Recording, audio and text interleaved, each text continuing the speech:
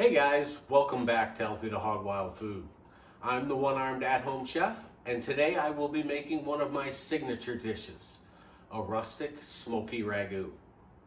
As most of you know, a ragu is simply a meat-based sauce traditionally served over pasta. However, I like to add a different twist. I like to incorporate the element of smoke to bring this dish to another level. Now, like I was saying, we're starting out with some beautiful pieces of meat here. I'm using a little over a pound of beef short ribs. I'm also using country pork ribs. I have 1.4 pounds of those. Okay, as you can see, we're outside now by my smoker at about 6 to 7 minutes per side. Again, we are not trying to cook our meat. We're simply trying to give it what I like to call a kiss of smoke. Okay, we're back inside now. Our meat has smoked for roughly 15 to 16 minutes total time.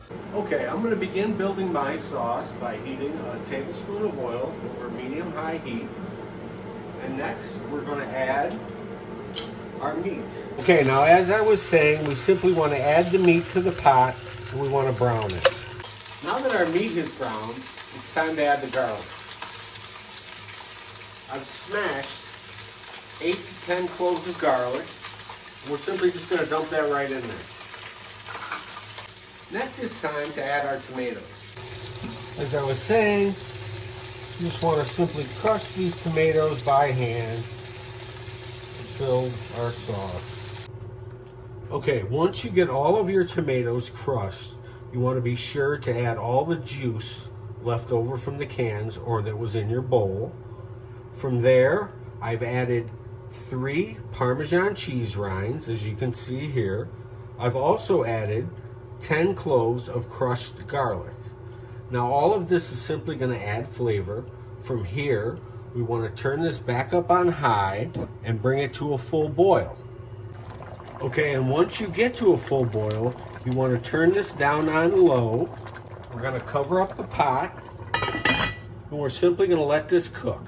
Okay, now once we cover our pot up, we're going to want to let this cook for roughly 2 hours or so until the meat starts to fall off the bone. During that time, we're going to want to keep an eye on it, give it a good stir every now and then. Okay, so our sauce has been cooking for about an hour now. We're going to check back in on it and see how it's going. Okay, so as you can see here, our sauce is cooking down nicely. Our meat is starting to pull away from the bone. And the smell of this is simply incredible. You want to continue to flip your meat over. Okay, it's been about 2 hours now. Let's take a look inside of our pot and see if our meat's ready to come out. Okay, and here we have it. Everything is looking beautiful. As you can tell, the meat is pulling away from the bones. The meat is actually coming apart on the pork. So this is a perfect time to pull this meat out and break it down. Now at this point, I have 2 teaspoons of granulated garlic along with a teaspoon of salt. You're going to want to taste your sauce at this point. It's probably going to need salt. Begin by adding just a teaspoon at a time. Next, as I was saying, we're going to want to remove the bones from our meat. Okay, so basically that's how your meat should look after you break it down, removing all the bones and all the fat. Okay, as I was saying, I've added the meat back to the pot. I'm also at this point going to add 2 tablespoons of grated Parmesan cheese. Again, this is all just for flavor.